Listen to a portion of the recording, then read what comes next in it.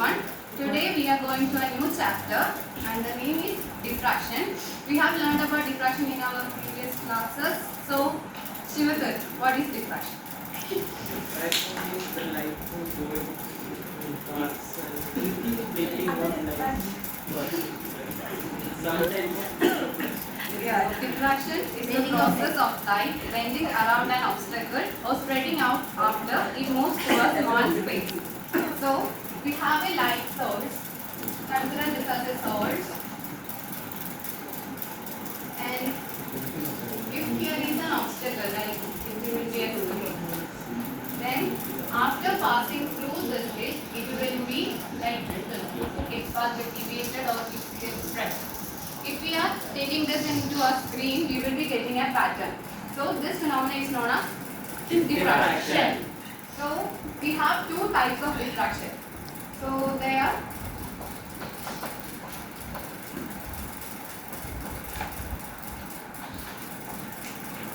Fraunhofer diffraction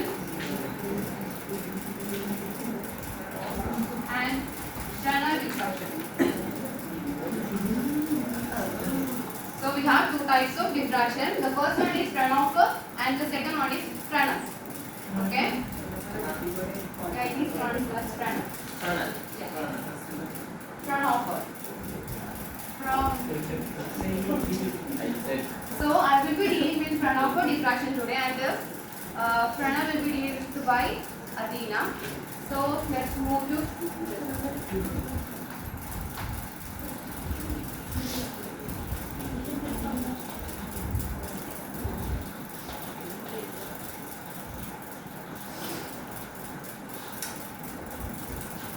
Fraunhofer diffraction describes about a far field diffraction, and it was studied and explained by a German physicist and optician named Joseph von Fraunhofer in the early 19th century. So it's a type of far field wave diffraction occurring when the light source and viewing screen are effectively at infinite distances from the aperture, which means we have a source and a screen here, and here it will be a diffraction obstacle that will be the slit, and the distance between the source and the slit as well as the slit and the screen will be infinity.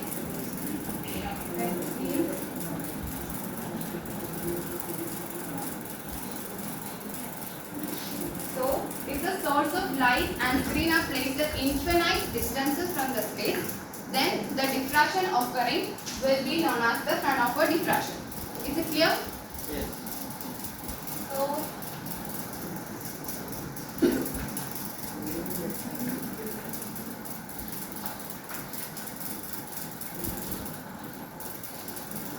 since the light source is from the infinity, we can't just see the diffraction pattern like this. So we have to use some lenses to capture that diffraction pattern in a screen for lab purposes. So we have to use convex lenses, which will be the screen and slit as well as the source and the slit. So from here, when we passes the source light through the convex lens between source and slit, these waves become parallel. So the parallel waves passing through this slit get diffracted, and after passing through this lens, we could get a diffraction pattern at this point P. So we will be getting a diffraction pattern of this Fraunhofer diffraction only by using two lenses. So it is experimentally done with the help of two lenses in our lab, and this lens L1 is used to make the waveform in a parallel manner, and in order to get the diffraction pattern in the screen, we have to use the second lens. Is it clear up here? Any doubts? No. Then we have certain conditions to follow this Fraunhofer diffraction, like first of all, we have to use a monochromatic wave. of light, because we have to get light of same wavelength to get the result easily or make it to be. Then we have another condition like the width of this disc should be approximately equal to the wavelength of the waves. Okay, that is, if we are taking this as A, then the A should be approximately equal to lambda. And there is one more condition like if the width is A, then A square by L should be less than lambda. This L is this length is taken as L. Okay, so then we need another condition for this is the coherent source. The light should be from a coherent source. So Vasil, what is coherent source? We have learned it in plus 2.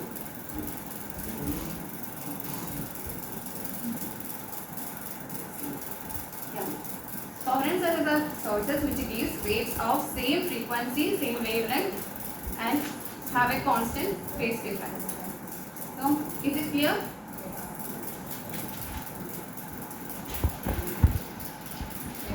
I have discussed about the Fraunhofer diffraction, and the Fresnel diffraction is just the opposite of this one.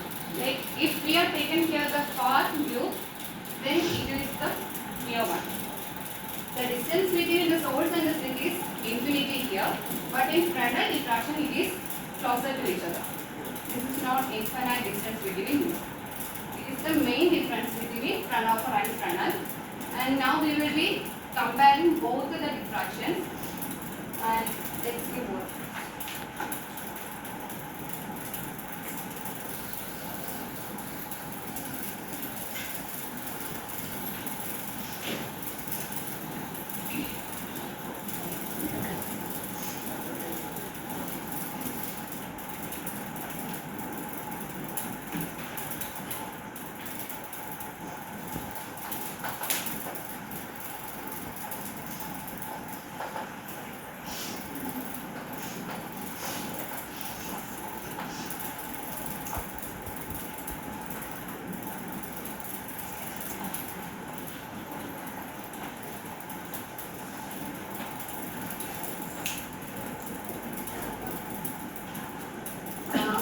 There are certain differences between Fraunhofer diffraction and Fresnel diffraction. The first one is, as I told you before, the source and screen are far away from each other. So here there is an infinite distance between them, and here it is closer to each other. So in Fresnel diffraction,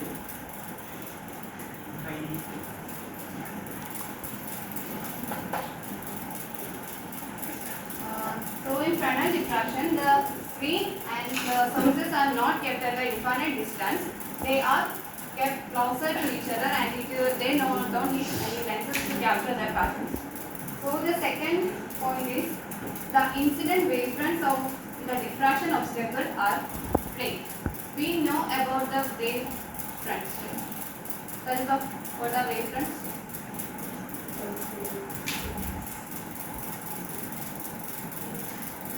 Okay, the wavefronts are when we are supposed to get the waves following, we can have some certain shapes.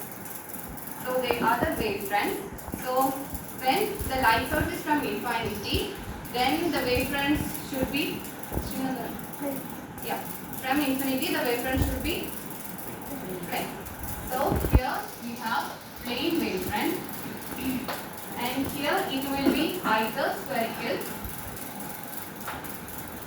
or cylinder.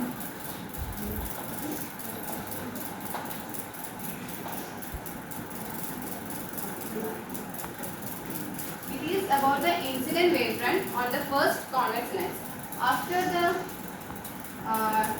when it is passing the slit also, here it will be the plane wavefront, and here it will be the same like spherical and cylindrical. Is it clear? Yes. Then, in order to get the diffracting pattern, we have to get convex lenses in case of Fraunhofer diffraction. We cannot get the diffraction pattern without convex lenses, but in case of Fresnel diffraction, we don't need such lenses as it is kept closer to each other. Is it clear? Yes. Now, Then for Fraunhofer diffraction, it is as compared to Fresnel diffraction, it is mathematically simple. For Fresnel diffraction, the mathematics we are using is a kind of complex thing. So here it is complex mathematics.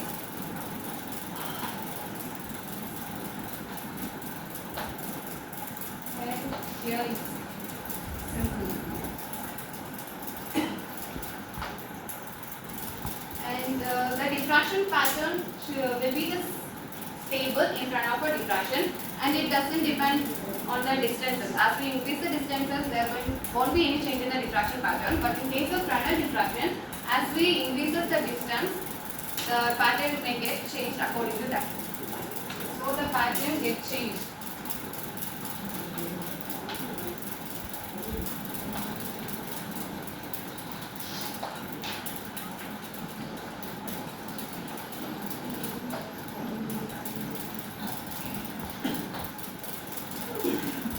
So I have explained about the Fresnel diffraction in a general way. There is Fresnel diffraction in single slit and double slit method. It will be discussed later by Anila and Ananda.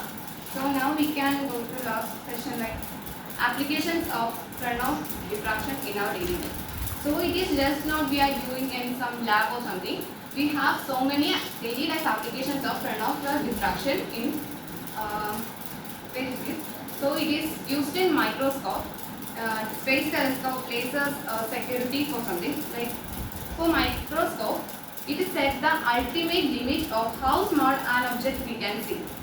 So we are using microscope for viewing microscopic objects. So the Fraunhofer diffraction is the one with which we can find the ultimate limit of how much we can see through that microscope. Then we are using space telescope. Then for that, this helps in determining the clarity of images at distant galaxies.